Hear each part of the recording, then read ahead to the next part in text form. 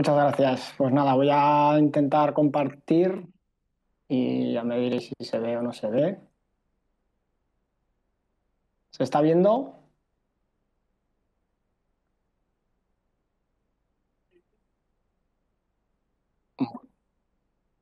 Vale, perfecto. Bueno, pues nada, bien. Muchas gracias a todos por venir a la última presentación de este módulo. Ya me habéis hecho un poquito la presentación, simplemente comentar, soy doctor en informática e ingeniería de sistemas, trabajo en diferentes líneas de investigación, principalmente temas relacionados con análisis binario de aplicaciones.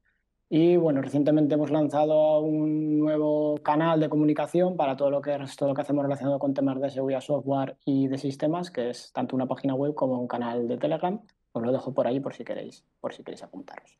Tenéis ahí también información de contacto.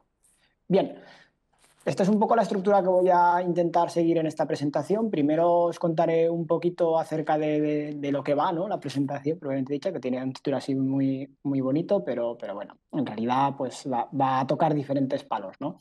Eh, Luego, en conceptos previos, os voy a contar pues todas y cada una de esas patitas que es necesario que conozcamos antes de empezar a hablar un poquito más de lo que es la vulnerabilidad CV de 2020-1472, que supongo que todos la conocéis como Zero Logon.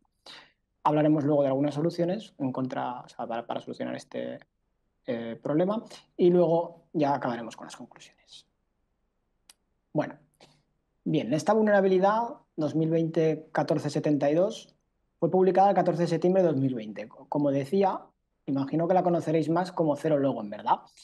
Bien, fue publicada por un investigador de una empresa de seguridad, Tom Terbord, y tenéis ahí un enlace a lo que es la publicación original, ¿no? El white paper original. Fue él el que dio el nombre de esta vulnerabilidad y entenderéis por qué viene el nombre de Zero Logon en cuanto sigamos explicando un poco esta presentación. Bueno. ¿Qué es lo que permite? Así a grandes rasgos. El impacto que tiene esta vulnerabilidad es que va a permitir realizar una elevación de privilegios en un sistema Windows a través del protocolo NetLogon. Esto nos va a permitir hacerlo en un sistema donde esté funcionando Active Directory. ¿Sí? Este Active Directory es la implementación que tiene Windows para poder realizar lo que es servicio de directorio en redes distribuidas. En realidad soporta diferentes protocolos como el LDAP, Kerberos y algún otro. ¿De acuerdo? Bueno. Y una cosa más curiosa de esta vulnerabilidad es que fue la mejor, por ahora, está siendo la mejor del curso 2020. ¿De acuerdo? Si nos fijamos en su nota del CVSS versión 3, obtuvo un 10. O sea, está clasificada como una vulnerabilidad súper crítica. ¿De acuerdo? Bien, para poder entender un poquito esta vulnerabilidad vamos a necesitar conocer diferentes cositas. Por un lado, vamos a aprender algo de sistemas distribuidos. En concreto vamos a hablar de protocolos RPC, del protocolo NetLogo, que es el protocolo que está involucrado en esta vulnerabilidad. Después hablaremos un poquito de criptografía simétrica. En concreto hablaremos del esquema de cifrado de bloque de AES y su modo de funcionamiento CFV8. Y por último veremos una técnica de análisis de binarios que se llama Binary Diffing o Patch Diffing. ¿De acuerdo? Venga, vamos con lo primero, protocolos RPC. Esto es como si estuviéramos en clase y estuviéramos aquí aprendiendo un poquito de telecomunicaciones. Los protocolos RPC se propusieron en el año 84 por Birley Nelson. RPC quiere decir Remote Procedure Call. Esto me va a permitir poder invocar un procedimiento que esté en una máquina remota como si esa invocación a ese procedimiento fuera realizado en la máquina local, ¿de acuerdo? Es una característica que tiene ciertas ventajas. Por un lado va a simplificar lo que es el desarrollo de aplicaciones cliente-servidor porque nos está ocultando todo lo que sucede por debajo de la red, ¿de acuerdo? Toda esa comunicación que sucede por debajo es transparente para esa aplicación que se está ejecutando en el cliente. Digamos que el cliente va a hacer uso de unos determinados objetos, ¿sí? Que en realidad no están en esa máquina, sino que están en la máquina remota, en el servidor remoto, ¿sí? Me permite RPC tener una cierta capa de abstracción a la hora de poder programar. RPC originalmente tuvo una determinada evolución, sí, y llegó hasta lo que son los protocolos Corba o Java RMI, que igual os suenan un poquito más. Bien, hay diferentes tipos de RPC. Tenemos RPC síncrono. Un RPC síncrono es cuando el cliente va a realizar una petición al servidor y va a esperar a que se complete esa petición para continuar. ¿Sí? Tenemos aquí un esquema de cómo sería la comunicación, ¿no? Tenemos el cliente que manda la petición, perdón, al servidor y espera a la respuesta para poder continuar su ciclo normal de ejecución. Bien, hay otros modelos de RPC. También tenemos RPC asíncrono, RPC síncrono diferido o RPC one way de una única dirección. ¿Vale? Cada uno tiene pues, sus beneficios y sus ventajas y sus desventajas, que bueno, no vamos a entrar porque únicamente nos interesa remarcar el RPC síncrono. ¿Sí? Bueno, nos interesa remarcar el RPC síncrono porque NetLogon básicamente es un protocolo RPC síncrono. La especificación de NetLogon la podemos encontrar en esa URL que os pongo por ahí. Es una especificación abierta. Esto, bueno, ya sabéis que Microsoft está intentando también hacer todo bastante libre, ¿no? Y entre otras cosas, pues bueno, todo lo que son sus protocolos y sus especificaciones son abiertas. O sea que cualquiera las puede consultar y puede incluso consultar lo que va cambiando entre revisiones de las especificaciones. El nombre técnico que tiene el protocolo de NetLogon en Windows sería este de aquí, ¿vale? El Microsoft NetLogon RPC. Si nos fijamos en la definición que nos dan dentro de esta especificación, veremos que nos dicen, bueno, pues que al final RPC no deja de ser una interfaz que me va a permitir lo que es la autentificación tanto de usuarios como de máquinas en redes de dominio, ¿vale? Dicho así en castellano, lo que va a permitir es poder autentificar tanto a una máquina como a un usuario ante cualquier servicio de red cuando se intenta acceder a él, ¿vale? Por debajo va a facilitar lo que es el login de los usuarios en los sistemas usando el protocolo propio de Windows de NTLM. Y entre otras cosas, pues también permite, por ejemplo, actualizar las contraseñas del usuario en el dominio. O sea, mediante NetLogon podemos hacer un montón de cosas. NetLogon en realidad se ejecuta como si fuera un servicio de Windows, es decir, se está ejecutando siempre en segundo plano, ¿vale? Una de las características que tiene, que vamos a comentarla un poquito luego, es que usa un protocolo criptográfico propio para autentificar a un cliente, que será el usuario del dominio, contra un servidor, que será controlador. ¿De acuerdo? La idea de ese protocolo criptográfico es comprobar que ambos conocen un mismo secreto, ¿sí? Y el secreto en realidad va a ser una derivación, algo que es compartir, perdón, que es derivado de la contraseña del usuario, ¿sí? Bueno, tenemos aquí, tenemos aquí una imagen de cómo funciona este protocolo, ¿sí? Está sacada del documento original de la vulnerabilidad de Zero Logon, ¿vale? Bien, primero hay como veis, un intercambio de claves, ¿sí? Hay un intercambio de claves entre lo que es el cliente y el servidor. Aquí el cliente pues, va a enviar un challenge al servidor, el servidor le va a contestar con otro challenge. Estos son números únicos de 8 bytes y con esos numeritos se va a derivar, cada uno de ellos va a derivar una clave de sesión, ¿sí? La clave de sesión, como veis, pues se va a derivar lo que es con el challenge y con el secreto, ¿sí? El secreto que era eso que decía que va a ser un hash, va a ser un elemento calculado a partir de lo que es la contraseña del usuario, ¿sí? Que eso es lo que supuestamente ambos conocen. Bueno, una vez que se calcula la clave de sesión, ya se procede a la segunda fase, que sería el establecimiento de la conexión, ¿sí? Aquí es donde se autentifica la conexión, ¿vale? Ahí el cliente, usando la clave de sesión que ha calculado, va a generar unas ciertas credenciales. Y el servidor va a comprobar, cuando reciba esas credenciales, va él mismo a calcular esas credenciales y va a comprobar si coinciden con las que le ha enviado el usuario. Si coinciden, se asume que coinciden pues porque el cliente conoce lo que es la clave de sesión y la contraseña. Si no, no va a ser posible. ¿De acuerdo? Una característica que tiene NetLogon es que, bueno, luego puede, una vez que ya está establecida la conexión, es que puede firmar y cifrar todos los mensajes. Todos los mensajes que se envíen entre cliente y servidor pueden ir cifrados y firmados. Esto va a evitar lo que son posibles ataques derivados de la red. ¿vale? O sea, derivado de ataques basados en red, perdón. Si no está activa esta opción de cifrar y firmar los mensajes, lo que sucede es que si la operación que se quiere realizar es una operación sensible, se va a necesitar un cierto elemento que se llama autentificador. ¿eh? Este elemento autenticador se va a calcular mediante la clave de sesión. Se calcula derivando la clave de sesión.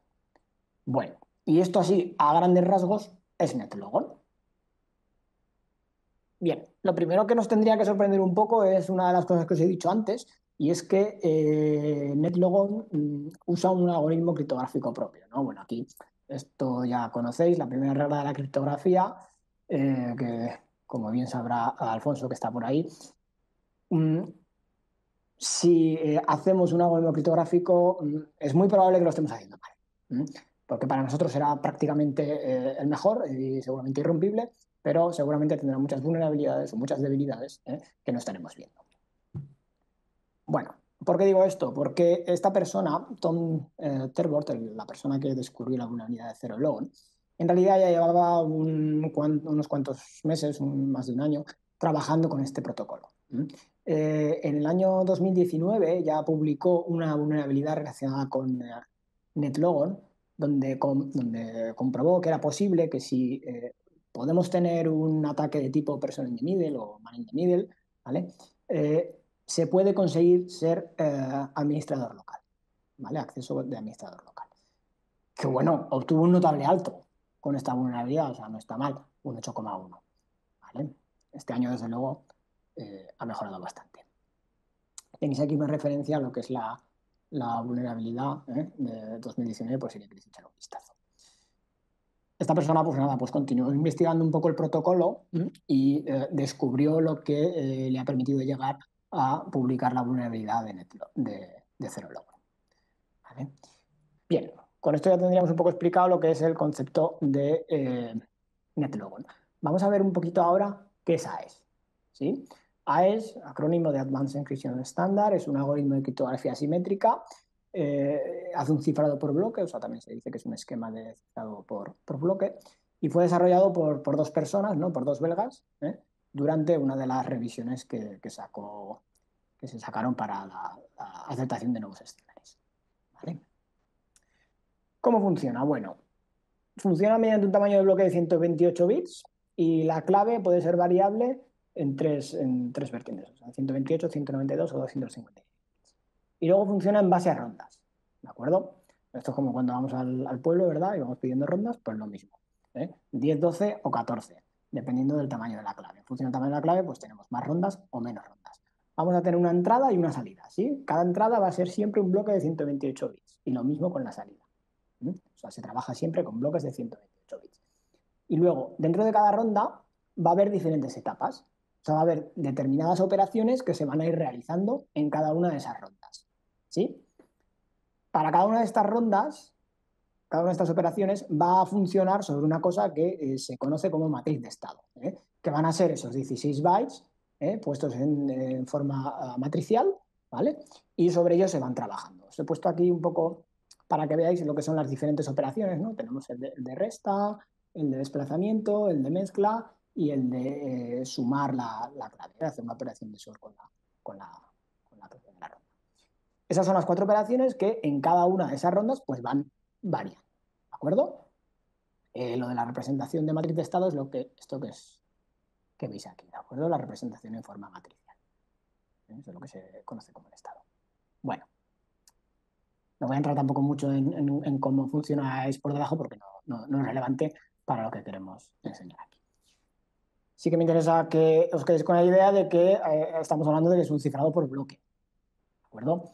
El bloque va a ser un conjunto de bits que tiene una longitud fija. Lo hemos dicho aquí, tiene tamaño de 128. ¿De acuerdo? Bueno,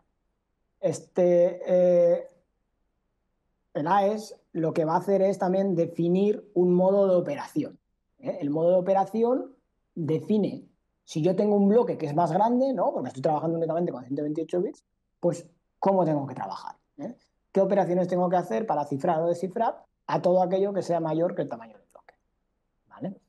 Cuando hablamos de cifrado por bloque, también vamos a necesitar conocer lo que es el vector de inicialización. El vector de inicialización van a ser esos primeros bits que va a usar el cifrador de bloque para aleatorizar el cifrado y garantizar que, aunque yo siempre esté cifrando lo mismo, el texto de cifrado que obtengo es diferente. Porque si no, pues hay determinados ataques criptográficos que se podrían realizar. ¿Vale? Bueno, hay diferentes modos de operación. Esto está definido dentro de AES. Luego, cuando uno escoge un modo de operación, tenéis aquí un poco el resumen sacado de la Wikipedia, ¿vale? Tenéis aquí cada uno de esos modos, un poco la representación matemática y cuál es el texto cifrado, ¿no?, que se obtendría. Decía que cada uno de esos modos se suele acompañar con AES, ¿no? De este modo, cuando yo leo, pues leemos por ahí AES-ECB, pues nos están diciendo que están usando AES como esquema de cifrado con el modo ECB. ¿Sí? Tenemos ECB, tenemos CBC, tenemos un montón de modos, ¿de acuerdo? ¿Qué modo es mejor? Bueno, pues si tenéis alguna duda, siempre le podéis preguntar a Elon Musk, el mejor sin duda, seguro, en la STHC. ¿Vale? Bueno, vamos a explicar un momentito el modo AES-CFB, porque es el que nos interesa. Y quizás os estoy preguntando, este tío me está montando aquí una película, primero me ha hablado de NetLogon, ahora me habla de AES. Bueno, en el fondo es que tiene todo un poquito de relación, ¿de acuerdo? Principalmente es porque el protocolo de NetLogon lo que va a hacer es, para generar esa derivación de la clave de sesión, va a usar el protocolo AES. Y en concreto va a usar el protocolo AES con el modo CFB. ¿Vale? Estas credenciales se calculan dentro de NetLogon por una función que es la NL-Compute Credentials, que es la que va a recibir ese parámetro de 8 bytes, que era ese challenge que decía al principio. Bueno, contaros que en realidad esta función permite el uso de dos modos, doble DES o bien modo AES, aunque doble DES por defecto no está soportado, se rechaza. O sea, si intentas conectarte con esta configuración, el servidor va a rechazar la conexión. ¿Vale? Tendrías que habilitarlo. Bueno, así desde un punto de vista matemático, que sé que os gusta mucho, el modo CFB lo que me quiere decir es Cipher Feedback. La C viene de Cipher y la FB de Feedback. O sea, tenemos una cierta retroalimentación, ¿sí? Que es lo que quiere decir feedback. Si os fijáis, lo que va a suceder es que, bueno, aquí tendríamos el esquema de cifrado, aparece el vector de inicialización que os comentaba al principio, ¿verdad? Junto con esa clave, y vamos a ir partiendo el texto en trocitos, y cada trocito pues lo vamos a ir pasando por este cifrado en bloque, que como veis el resultado del cifrado va a ser lo que me alimente al siguiente bloque. ¿Sí? Ahí tenemos ese feedback. Para el desciframiento va a ser exactamente pues, a la inversa, ¿no? Yo tendré ahí el texto cifrado, con el método de iniciación lo pasaré por aquí y luego el texto cifrado pasará a ser el vector de inicialización, digamos, del segundo bloque. ¿Vale? Y así. Bueno. Bien, una cosa curiosa de CFB que es la definición de su anchura. En la publicación oficial del modo CFB, que la tenéis ahí, del NIS, de la SP838A, se define la anchura. La anchura lo que me viene a indicar es que, bueno, yo puedo tener un cifrado de tipo AES-CFB con un tamaño más pequeño, con un tamaño de bloque más pequeño, ¿vale? O que trabaje con un tamaño de bloque más pequeño. Esa anchura lo que me está especificando es con cuánto trocito de texto plano o texto cifrado voy a trabajar. Esto en realidad lo que me está provocando es un truncamiento en la salida del cifrador de bloque. Tendríamos aquí lo que es la definición matemática, ¿vale? Que no voy a entrar, pero simplemente que sepáis que esa anchura se suele acompañar a su vez de lo que es el sufijo CFB, ¿de acuerdo? Por lo tanto, si yo veo CFB1, me están indicando que está usando CFB con un bit, CFB8 con 8 bits, ¿vale? CFB64 son 4 bits y 128 pues sería con todo el tamaño del bloque total, ¿vale? Bueno, el caso que nos ocupa es el de 8 bits, es el CFB8. Este método se creó en realidad para intentar minimizar lo que es la propagación de errores en canales con ruido. Porque básicamente lo que va a hacer es trabajar, pues en vez de con bloques muy grandes, pues va a trabajar con cositas muy pequeñitas, ¿sí? Entonces esto en realidad lo que permite un poco es mejorar, evitar, digamos, que se puedan propagar errores, ¿no? A la hora de descifrar. Claro, a día de hoy siempre es mejor intentar usar, pues, mecanismos que garanticen esto, pero tipo, pues, CRC o de otro mecanismo, ¿de acuerdo? Optar por este tipo de mecanismos hoy en día pues ya no tendría mucho sentido. Hace unos cuantos años sí, pero hoy en día ya no tiene mucho sentido. El único problema que tiene CFB8 es que, claro, es lento, ¿sí? Porque si vamos a tener ahí ese bloque que yo podría trabajar y en realidad lo que vamos a hacer es partirlo, pues va a ser más lento por cojones, ¿sí? En concreto va a ser 16 veces más lento, porque vamos a tener que trabajar, en vez de trabajar a tamaño de 16 bytes, pues vaya a trabajar con exclusivamente un byte. O sea, vamos a requerir una operación de cifrado de bloque para cada uno de los bytes. Bueno, bien, el modo de funcionamiento de ASCII-BB8 lo tenemos definido también en el documento de Telborg. Os lo pongo por aquí porque la imagen está muy bien y lo explica muy sencillito, ¿no? Imagina, yo tengo ahí el mensaje que quiero cifrar, ¿sí? Y tengo ahí el IV que calculo, el vector de iniciación que calculo, ¿vale? Y entonces, bueno, pues lo que voy a hacer es pasarlo por el cifrador, coger únicamente un byte, ¿vale? Para ir cifrando byte a byte. Voy cifrando byte a byte únicamente. Y al final pues obtengo mi bloque totalmente cifrado. Pero claro, para obtener un bloque cifrado pues he tenido que realizar un montón de operaciones. ¿De acuerdo? Bueno. Bien, ¿cuál es el problema que aparece con el cifrado de bloque de ASCII-CFB8 en NetLogon? ¿Os acordáis que he dicho que había una función, ¿no? Que era la NL Compute Credentials, que era la que empezaba a realizar el proceso de cifrado? Bien, pues el problema principal que tiene es que define un vector de inicialización fijo con todos ceros, ¿sí? Entonces, en el momento en el que yo estoy usando un vector de inicialización con un valor determinado, un valor fijo, las propiedades de seguridad ya no se mantienen, ¿vale? O sea, estamos haciendo un uso inseguro de lo que es el cifrado de bloque. El cifrado de bloque, la seguridad está garantizada cuando el vector de inicialización es puramente aleatorio. Si no, no se puede decir que las propiedades de seguridad se mantengan. Bueno, dicho de otro modo, el problema que yo tengo es que si yo tengo un mensaje que tiene todos ceros y tengo un vector de inicialización de todos ceros, hay una probabilidad de 1 entre 256, ¿de acuerdo? Porque estamos trabajando a nivel de byte, recordad. Tengo desde 0 hasta 255, o sea, la probabilidad es de 1 entre 256, de poder obtener un mensaje cifrado que tenga todos ceros. ¿Vale? Esta propiedad en realidad se puede generalizar. Se puede generalizar del siguiente modo. Fijaos, si yo tengo un vector de inicialización que tiene todos ceros, ¿de acuerdo? Va a existir un determinado entero en el tamaño de los bytes, o sea, desde 0 hasta 255, tal que si yo tengo un mensaje que sus primeros bytes empiezan con ese byte, con ese determinado valor, su mensaje cifrado será 0. Y bueno, ¿esto qué quiere decir? Dicho así en castellano. Esto lo que me quiere decir es que no es estrictamente necesario que todos los bytes del mensaje sean ceros, como había dicho anteriormente, sino que todos los bytes del mensaje sean idénticos. Eso es lo importante. Si todos los bytes del mensaje son idénticos, ¿vale? Existe una probabilidad de 1 entre 256 de obtener un mensaje cifrado con todos ceros. ¿De acuerdo? Quedaos con esta idea porque la recordaré posteriormente. Bueno, vamos un poquito a analizar, si os parece, lo que es la vulnerabilidad del NetLog.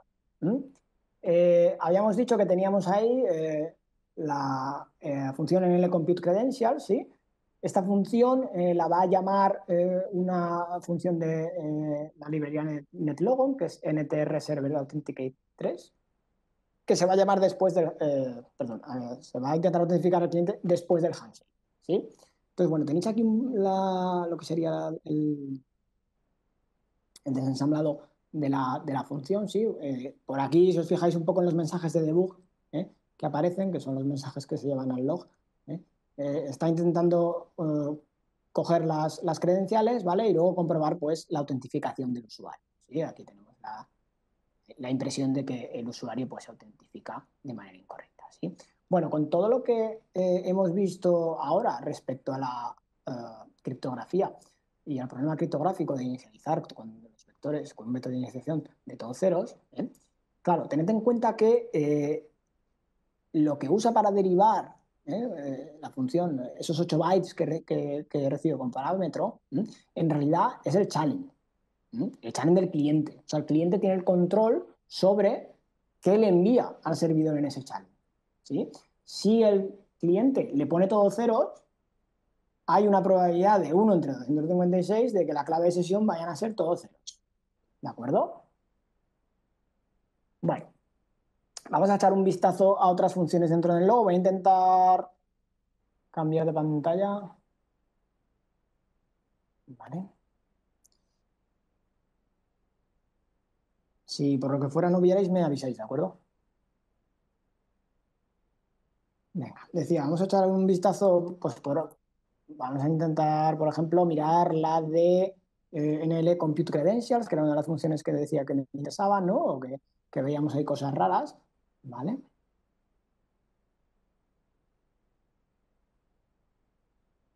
Bueno, bien, en NL Compute Credentials, aquí lo que podemos encontrar es una cosa bastante interesante, ¿no? Que es donde se hace, por ejemplo, lo primero que podemos ver es esa inicialización que tenemos aquí, ¿de acuerdo? Tenemos aquí esta llamada al bcrypt getProperty, pasándole una variable global de tipo AES, y luego el generate symmetric key. Bueno, ¿qué está haciendo aquí? Aquí realmente lo que está haciendo es esa inicialización de AES, ¿de acuerdo? Bueno, posteriormente lo que va a hacer esta llamada es llamar a una función, perdón, que es initialize cng, para empezar a trabajar, ¿no? con el algoritmo de AES. Fijaos que aquí ya vemos, ¿verdad? Que aparece, no sé si veis el ratón, espero que sí. Aparece ahí que se está usando el modo CFD. ¿De acuerdo? Bueno, y por último, vamos a echar un vistazo un momentín a la Compute Credentials. Otra vez, ¿vale? Concreto, vamos a irnos un poquito más abajo. Al principio teníamos lo que estábamos viendo, ¿no? Que se está usando AES, ¿vale?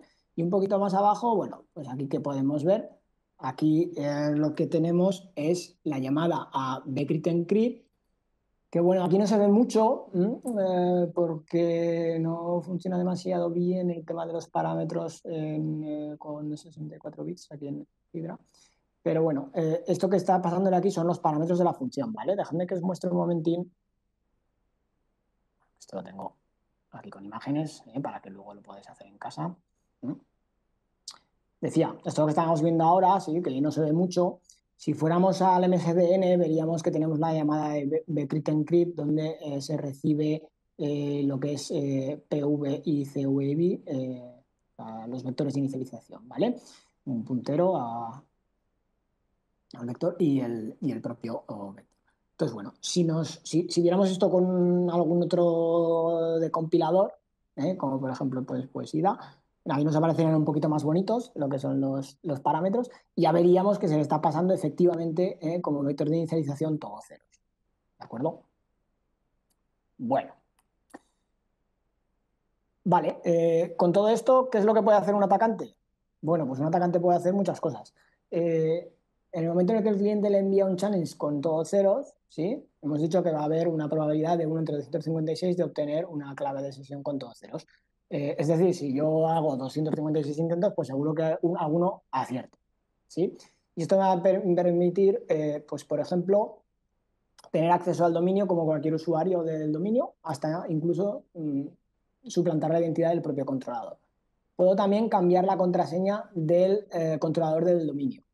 En concreto, lo que ocurrirá es que se pondrá la contraseña a ceros, es decir, ya te puedes olvidar de volver a acceder a ese dominio. Y otra cosa también curiosa es que se puede autentificar cualquier tipo de RPC, ¿no? En el momento en el que ya estoy autentificado, claro, como ya puedo jugar yo con ese challenge, pues voy a ser capaz de poder mandarle ahí el authenticator que yo quiera en la llamada, que va a ejecutarse sin ningún tipo de problemas. ¿De acuerdo?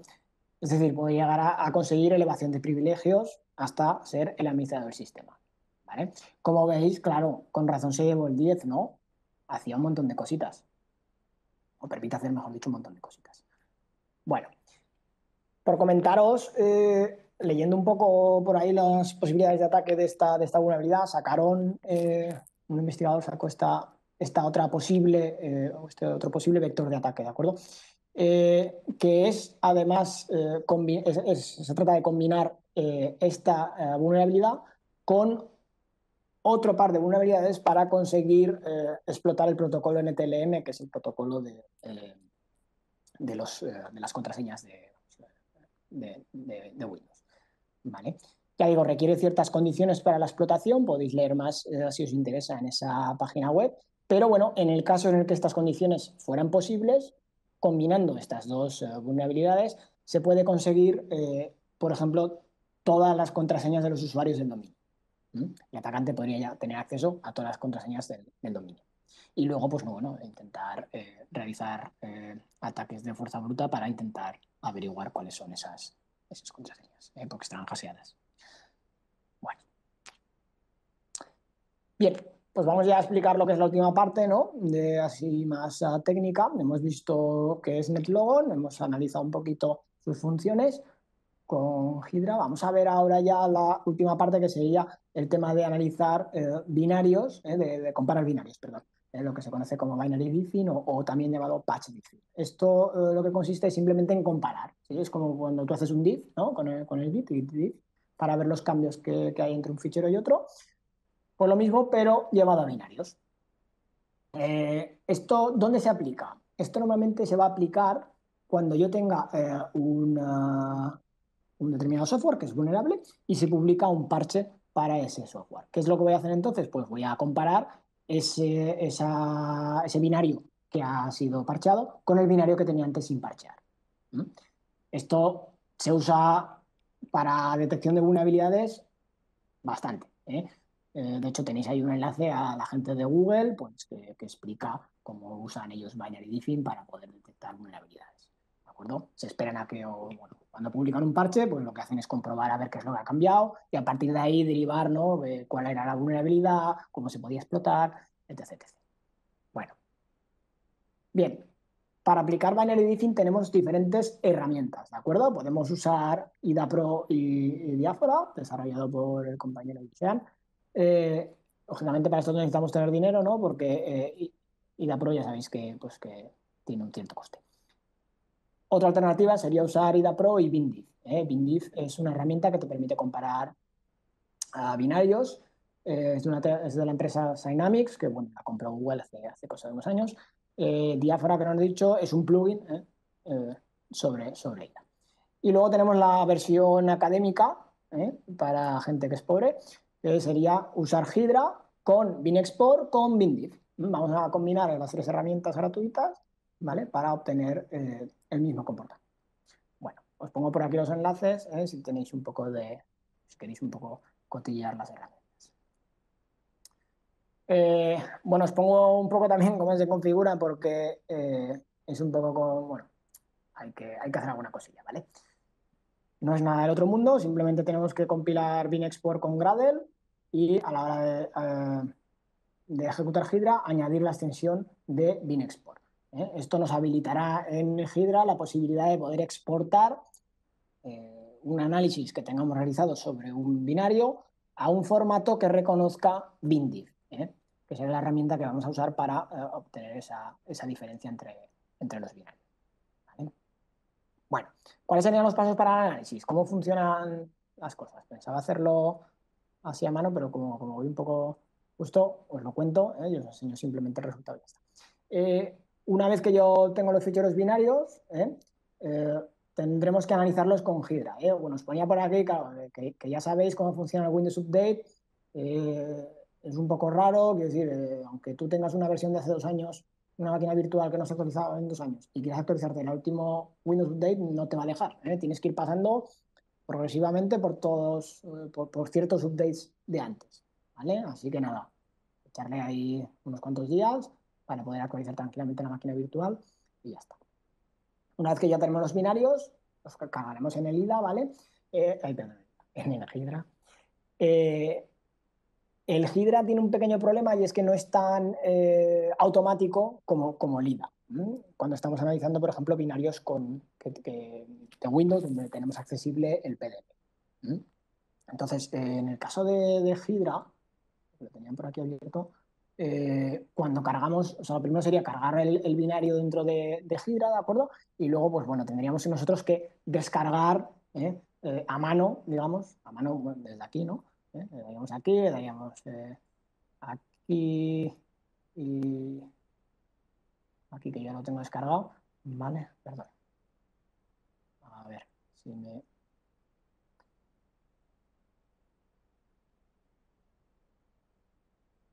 ¿Vale? Aquí es donde tendríamos que indicar de dónde queremos descargar los símbolos, y ya automáticamente él, pues como reconoce la firma vamos, con los metadatos que tiene del binario, ya se va a Windows y coge exactamente el PDF que necesita. ¿De acuerdo? Bueno, entonces eso, que el único detalle aquí es que tenemos que hacer la descarga manual del PDF.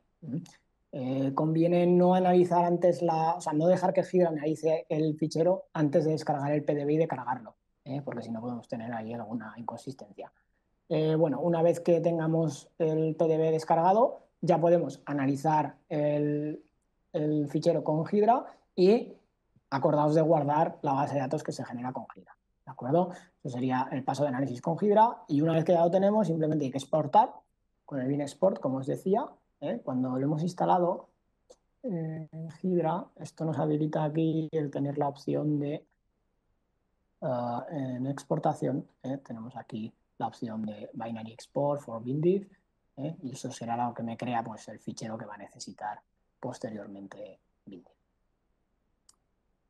Una vez que ya tengo los ficheros, bueno, pues simplemente lo que necesito es lanzar BinDiff. Aquí puedo hacer dos cosas, depende de lo que os guste. Vía comando, pues simplemente mediante consola ejecutas el BinDiff entre los dos BinExport, entre los dos ficheros que has exportado, y eso te generará un fichero que puedes posteriormente cargar con la interfaz. O si no, ya directamente con la interfaz, pues puedes hacer todo. ¿Vale? Y con eso, bueno, pues tendríamos un poco esto que tenemos por aquí. Vamos a verlo aquí, que lo tengo aquí cargado. Esto es BinDiff, ¿de acuerdo? Aquí he cargado, perdón, lo que es la diferencia, el archivo de diferencia entre la librería NetLogon vulnerable y la librería NetLogon actualizada, ¿sí? Como veis, bueno, pues aquí tengo un pequeño resumen, 96% de funciones idénticas, ¿vale? Una similitud pues casi del 100%, y con un montón de funciones, como veis, que han macheado. Bueno, aquí me dice las 947 funciones que han macheado, ¿sí? Diciendo, mira, que está aquí. Claro, lógicamente, cuando se compila un parche, pues se mete nuevo código, ¿no? Por lo tanto, es probable que todo lo que es la distribución de funciones, las direcciones de las funciones, las direcciones de las estructuras, pues cambien, ¿sí? Entonces, estas herramientas lo que tratan un poco es de buscar esa similitud, para facilitarte el análisis y que no tengas que volver a repetirlo todo. Bueno. Pues aquí nos aparecen pues algunas que no coinciden, ¿no? Algunas que están en el primer fichero pero que no están en el segundo, y aquí al revés, algunas que están en el segundo pero que no están en el primero. ¿Sí? Entonces, si os fijáis, aquí está comparando la vulnerable con la actualizada. ¿Sí? Entonces, la que me interesa a mí son las que no están macheadas, que pertenecen al segundo fichero, que serían todas estas. Estas son todas las funciones nuevas que han añadido en la actualización de Windows que soluciona la vulnerabilidad de Zero Logo. ¿Sí?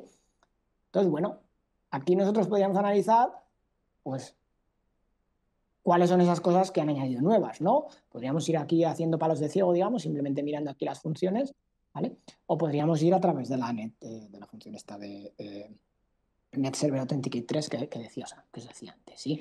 Pero bueno, si os fijáis, hay una que es bastante interesante, más que nada por el nombre, ¿no? Is Challenge Credential Pair Vulnerable. Vamos, en español, pues lo que me está comprobando, si el credencial de challenge que se ha enviado, es vulnerable, ¿vale? En concreto también podríamos hacer, os dejo aquí la imagen esta un momentín, ¿vale? Eh, Os quería enseñar esto antes de nada. Si fuéramos al div de la actualización del protocolo, ahí me están especificando exactamente qué es lo que ha cambiado entre diferentes actualizaciones, ¿no? Entonces, bueno, ahí vemos ya, ahí ya podríamos ver que se está concretamente especificando que, bueno, si se recibe un determinado challenge, ya directamente va a evitar la conexión. Lo tenemos aquí, que está puesto ahí en verde, que es lo nuevo. Si ninguno de los primeros 5 bytes del cliente es único, el servidor debe de fallar la negociación de la session key, ¿vale? Sin seguir en los siguientes pasos. Bueno, vamos a echar un vistazo a esa función que os decía que es nueva porque es bastante interesante de ver, ¿no? La ventaja de BinDiff, aparte de que te diga estas diferenciaciones, ¿no? Es que luego te permite ver desde un punto de vista de control flow graph, de grafo de flujo de control, el código, ¿sí? Los bloques básicos que tenemos en el código que me permiten a mí saber, pues bueno, qué es lo que está pasando por ahí, ¿sí? Bien, si os fijáis, pues este es el flujo de ejecución que tiene esta, esta función, ¿sí? Entonces, bueno, voy a ir a mis notas porque no me lo sé de memoria, ¿eh? Como parámetro esta función va a recibir el challenge del cliente. Si viéramos el pseudocódigo, sería algo como lo que tenemos por aquí, ¿vale? Pero bueno, yo voy a ir al ensamblador que al final es un poquito más sencillo. Lo que va a hacer esta función en realidad es lo que pone en el div de ese PDF que, que han incorporado. En concreto lo que van a hacer es comprobar los 5 bytes, primeros bytes del challenge para ver si son iguales. Va a devolver 0, que quiere decir no vulnerable, cuando por lo menos haya 2 bytes diferentes, y si son todos iguales, va a devolver 1. ¿De acuerdo? Claro, ¿por qué está comprobando únicamente si hay por lo menos 2 bytes diferentes?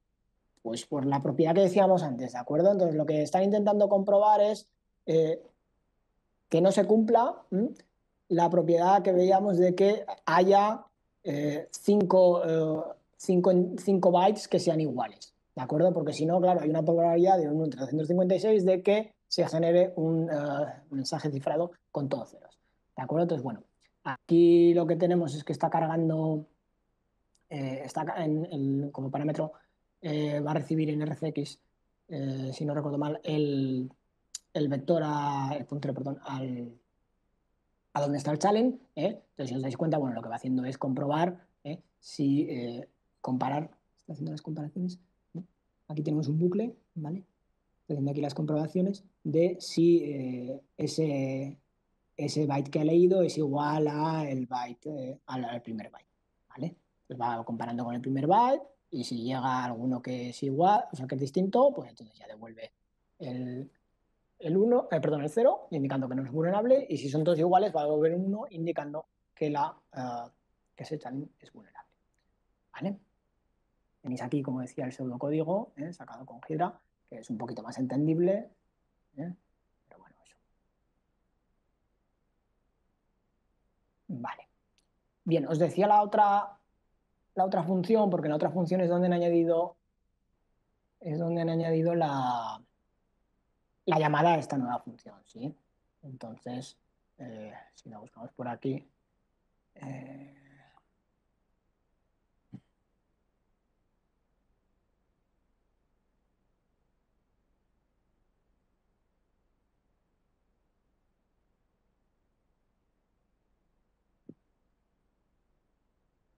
a ver si quiere cargar.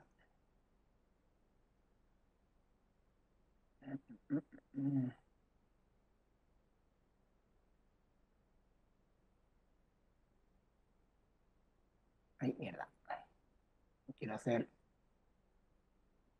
Voy a buscar directamente el bloque en cuestión, que va a ser más sencillote, porque si no, vamos a perder aquí mucho tiempo con el zoom.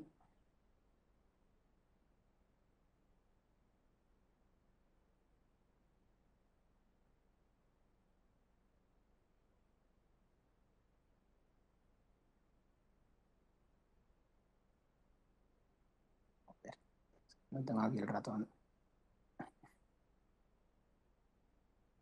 Vale, no sé hacer zoom ahora mismo aquí.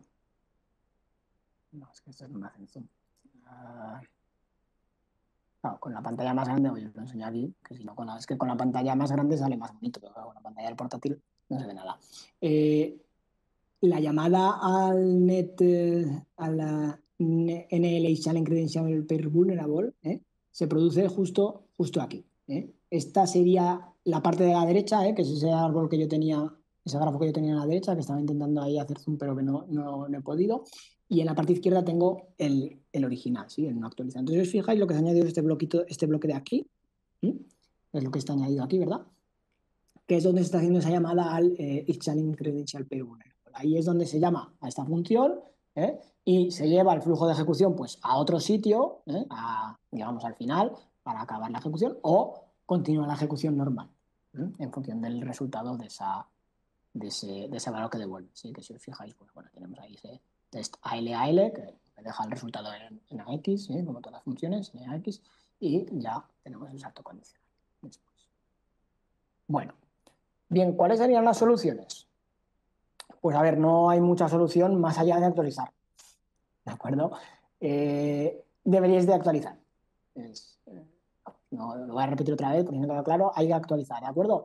Tenéis que actualizar, si no lo habéis hecho ya, cuanto antes. Tenéis ahí un enlace a una guía donde especifica pues, cómo se puede ir haciendo ese proceso de actualización, ¿de acuerdo?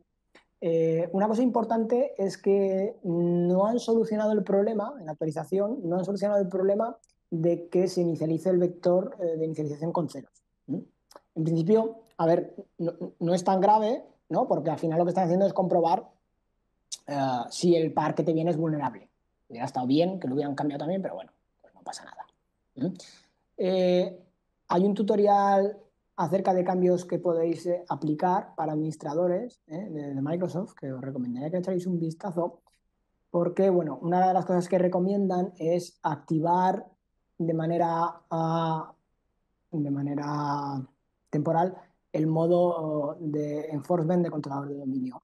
Esto hay que activarlo vía registro. Dentro de la política de actualización de Windows para el siguiente año, pues está que hagan esto, o sea, que este modo esté siempre activado, y lo van a hacer en el parche que van a publicar en febrero de 2021. ¿Vale? Entonces, como ahora mismo no está todavía publicado, pues recomiendan que se active mediante registro. Bueno,